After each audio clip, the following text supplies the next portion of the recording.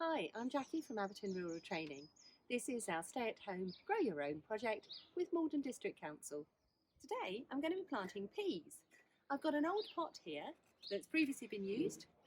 I've given it a good wash out, and in the bottom I put some broken pot known as crock. You can also use lumps of polystyrene, old bricks, anything just to raise the soil up from the ground. This helps improve drainage and stops the roots from rotting. So the first thing I'm going to do is pop in some compost on a good dose. This is their food for the next 6 months. I want to take this up to within a couple of inches of the top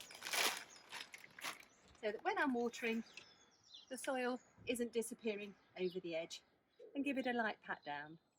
This is a pea called Kelvedon, which is a local variety, and you can soak them overnight, but they're generally fine to go directly in. Place them around on the soil, a few inches apart and a few in the middle. So they've got plenty of space. They're big enough seeds to be able to make sure they're separated. So once I've got them positioned where I want to, I'm just going to use a finger and plop them in. So about 2/3 of a finger will do. So they're fairly deeply planted and they're nicely spread out.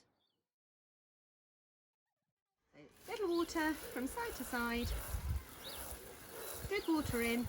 If you do see them, that some of them actually aren't as deep as you thought, just replop them back in. Keep them watered regularly. You should see the peas start to come up in a week or two, and then we'll be taking you through what to do about supporting them as they grow in a later video.